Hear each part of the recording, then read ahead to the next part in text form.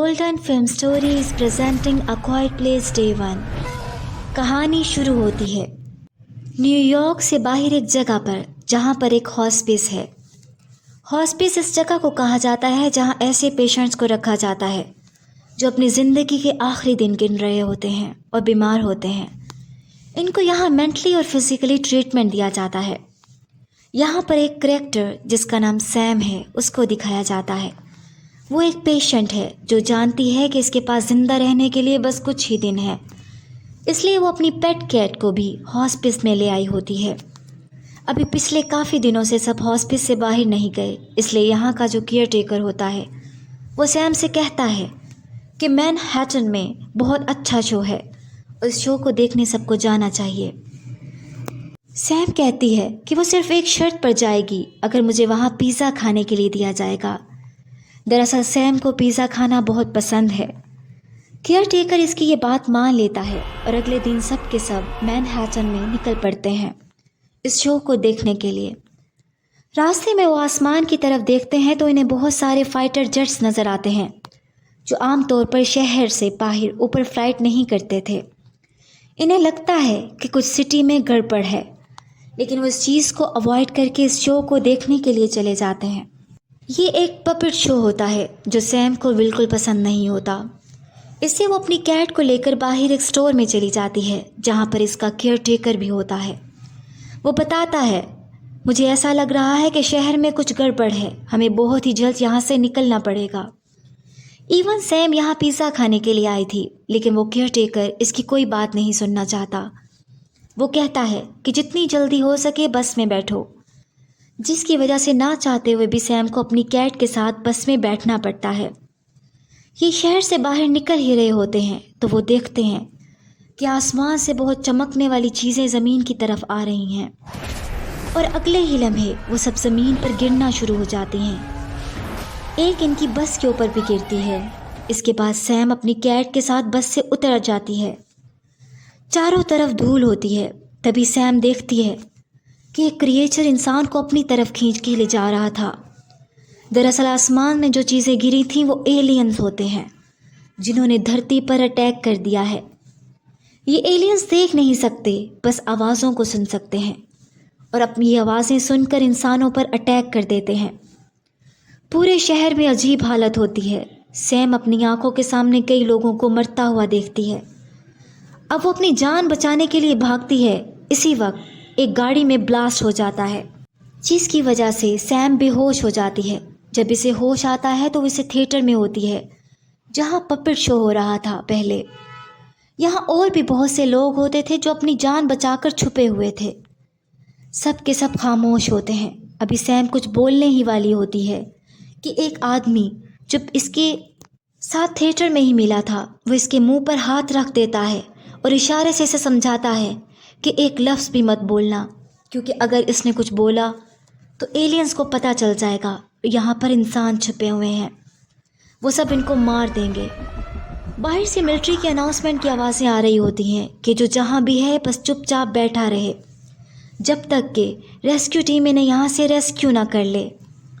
جو ملٹری کا ہیلی کاپٹر سے اناؤنسمنٹ آ رہی ہوتی ہے، اس پر بھی ایلینز حملہ کر دیتے ہیں۔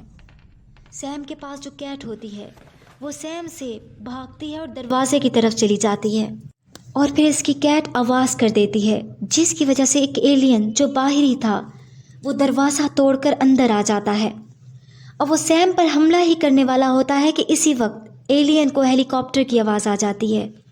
یہ آواز سن کر وہ ہیلی کاپٹر کے پیچھے چلا جاتا ہے اور سب کی جان بچ جاتی ہے۔ اب دکھایا جاتا ہے کہ اس شہر میں جتنے بریجز ہوتے ہیں ان سب کو گورنمنٹ نے بلاسٹ کر دیا ہوتا ہے، کیونکہ ایلینز نے صرف اس سٹی پر حملہ کیا تھا، اور گورنمنٹ نہیں چاہتی تھی کہ کوئی بھی ایلین دوسرے شہروں کی طرف آ سکیں۔ گورنمنٹ جانتی ہے کہ یہ ایلینز دیکھ نہیں سکتے اور نہ ہی پانی میں جاتے ہیں، اس لیے ان کے آس پاس کے شہر سے باہر جانے کے سارے راستے بند کر دیے گئے تھے۔ پر ابھی بھی اس شہر میں بہت سارے لوگ زندہ ہیں اور پھنسے ہوئے ہیں، جس میں کیئر ٹیکر، سیم اور اس کی کیٹ بھی ہیں۔ اب کیئر ٹیکر اور سیم آپس میں کچھ لکھ کر بات کر رہے ہوتے ہیں، تبھی وہاں پر جو جنریٹر ہوتا ہے وہ آواز کرنا شروع کر دیتا ہے۔ کیئر ٹیکر جلدی سے جنریٹر کو بند کرنے کے لیے اس کی طرف بھاگتا ہے، वो जनरेटर बंद तो कर देता है लेकिन एलियन उसके सामने आ जाता है, एलियन को मार देता है। सैम समझ जाती है कि अब यहाँ कोई नहीं बचेगा, इसलिए वो अपनी कैट को यहाँ से लेकर भाग निकलती है। रास्ते में से एक स्टोर दिखाई देता है जहाँ ये चुपचाप चीज़ें लेती है, जिसके बाद ये फाउंटेन के नीचे छुप जाती है। यहाँ पर पहले से ही 2 बच्चे होते हैं जो कि एलियन से छुप कर बैठे हुए थे, क्योंकि पानी में एलियन नहीं आते। सैम खाने की चीज़ें इन बच्चों को देती है। फिर हेलीकॉप्टर से एक अनाउंसमेंट होती है कि सिटी के साउथ में हमने बहुत सी बोट्स का अरेंजमेंट किया है, जो लोग यहाँ जिंदा हैं वो साउथ की तरफ जल्दी जाएं ताकि इनकी जान बच सके।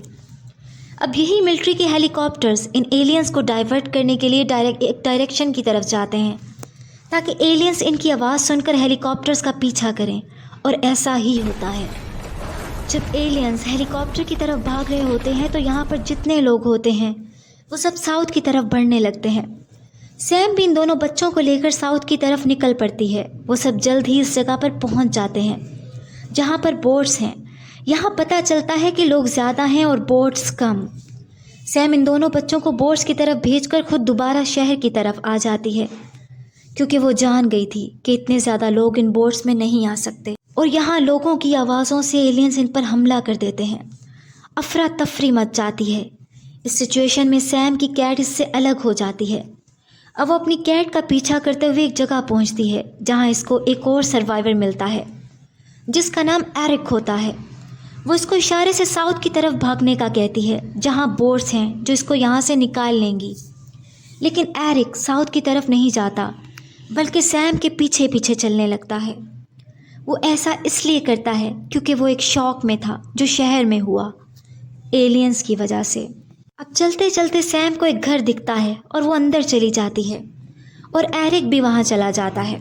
वहाँ एरिक बताता है कि मैं एक लॉ का स्टूडेंट हूँ और मैं लॉ की पढ़ाई करने शहर में आया था। अब मैं हर हाल में अपनी फैमिली के पास वापस पहुँचना चाहता हूँ। सैम एरिक को कहती है अगर तुम अपनी जान बचाना चाहते हो तो तुम्हें साउथ की तरफ जाना चाहिए, वहाँ पर बोट्स हैं जो तुम्हें तुम्हारी फैमिली तक पहुँचा देंगी रेस्क्यू करके। एरिक पूछता है अगर तुम्हें पता है कि साउथ में रेस्क्यू करने के लिए बहुत सी बोट हैं तो वहाँ तुम क्यों नहीं जा रही हो। वो कहती है कि मुझे ऐसी बीमारी है कि मेरे पास सिर्फ कुछ ही दिन हैं, अगर मैं यहाँ से ज़िंदा बचकर निकल भी गई तो मेरी फिर भी डेथ हो जाएगी। अगली सुबह जब एरिक सो रहा होता है तो वो चुपके से घर से निकल जाती है। इसके बाद वो लाइब्रेरी जाती है जहाँ बहुत सारी बुक्स होती हैं। वो एक बुक उठाकर पढ़ना शुरू कर देती है। तभी वो देखती है कि इसकी कैट एक तरफ घूर रही है। सैम को लगता है कि शायद इसके पीछे एलियन है। जैसे ही वो पलट कर देखती है तो पीछे एरिक खड़ा होता है। एरिक को देखकर सैम को गुस्सा आ जाता है और गलती से इसके हाथ से बुक नीचे गिर जाती है। अब वो समझ जाते हैं कि किताबों के गिरने की आवाज़ से इन पर एलियंस हमला कर देंगे, इसलिए वो अपनी जान बचाने के लिए यहाँ से भागते हैं। अब इस आवाज़ से एलियंस इनके आसपास आ जाते हैं जो इन्हें ख़त्म करना चाहते थे। एरिक बहुत सारी गाड़ियों के गिलास तोड़ देता है जिससे गाड़ियों के सायरन्स बजने लगते हैं, और इसी वजह से एलियंस का ध्यान इन सायरन्स की तरफ हो जाता है। इसके बाद एरिक सैम को एक सबवे ले जाता है, पर अब भी इनके सामने एक एलियन है जिससे बचने के लिए वो एक जगह आ जाते हैं जहाँ पानी होता है। अब धीरे धीरे सैम की हालत ख़राब हो रही थी क्योंकि पिछले 1 दिन से इसने अपनी दवाई नहीं ली थी। एरिक को पता है कि इसको कौन सी मेडिसिन देनी है क्योंकि सैम इसको अपनी बीमारी का बता चुकी थी, इसलिए वो बहुत ख़तरनाक सिचुएशन में भी इस मेडिसिन को लेने स्टोर में चला जाता है। सैम दवाई खाकर कुछ बेहतर महसूस करती है और सैम का बिहेवियर एरिक के साथ अच्छा हो जाता है। सैम एरिक को बताती है जब मुझे मेरी बीमारी का पता चला तो मेरी ज़िंदगी में कोई मकसद नहीं रहा। इस शहर में एक पिज़्ज़ा शॉप है जहां बचपन में मैं अपने पिता के साथ आया करती थी और मेरी ये ख्वाहिश है मैं वहां से पिज़्ज़ा खाना चाहती हूँ, और मैं इस वजह से इस शहर में आई थी ताकि मैं अपने पिता के साथ गुजारी हुई यादों को दोहरा सकूँ। अगले दिन एरिक सैम को इसी शॉप पर ले जाता है पिज़्ज़ा की, लेकिन वो देखते हैं कि शॉप जल चुकी होती है। एरिक कहता है कि तुम यहाँ रुको, मैं शॉप के अंदर जाता हूँ। एरिक उस शॉप के अंदर जाता है और इसे एक पिज़्ज़ा मिल जाता है। सैम पिज़्ज़ा खाकर बहुत खुश होती है, जिसके बाद एरिक इसे कार्स की एक मैजिक ट्रिक भी दिखाता है। फिर वो दोनों वहाँ बहुत इंजॉय करते हैं। सैम को ऐसा लगता है कि इसने कुछ घंटों में अपनी ज़िंदगी को जी लिया हो। अब सैम को पता था वो मर जाएगी, इसलिए वो अपनी कैट को एरिक को दे देती है ताकि वो इसका ख्याल रख सके। अब ये दोनों इस बिल्डिंग की छत की तरफ जाते हैं और देखते हैं कि पानी में अब भी एक बोट होती है जो बच जाने वालों का इंतज़ार कर रही हो। सैम एरिक को कहती है कि तुम्हें अब यहाँ से जाना होगा। अब वो उस नदी के किनारे आते हैं जहाँ अभी भी बहुत से एलियंस थे। सैम ने जो येलो जैकेट पहना हुआ था वो एरिक को दे देती है और फिर कैट भी, और कहती है कि तुम अपनी बोट की तरफ जाओ। जिसके बाद वो दूसरी तरफ जाकर गाड़ियों वाली साइड पर शोर करती है और इस आवाज़ को सुनकर एलियंस इस शोर की तरफ भागते हैं और इसी वक्त एरिक कैट को पकड़कर बोट की तरफ भागना शुरू कर देता है। अब बोट वहाँ से जा रही होती है, लेकिन बोट में बैठे लोग एरिक को देख लेते हैं कि अभी भी एक सर्वाइवर है। एरिक बोट की तरफ तेज़ी से भाग रहा होता है, जिसकी वजह से एलियंस को पता चल जाता है। इससे पहले कि एलियंस एरिक को मार डालते, वो जल्दी से कैट के साथ पानी में कूद जाता है और तैरता हुआ बोट तक पहुंच जाता है और बच जाता है। फिर सैम को दिखाया जाता है जो देख लेती है कि एरिक और उसकी कैट बोट तक सही तरीके से पहुंच चुके हैं।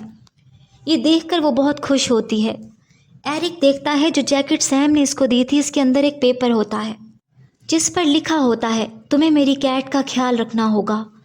मैंने अपनी ज़िंदगी के आखिरी लम्हे वैसे ही जिए जैसे मैं जीना चाहती थी, और ये सब तुम्हारी वजह से ही हो सका।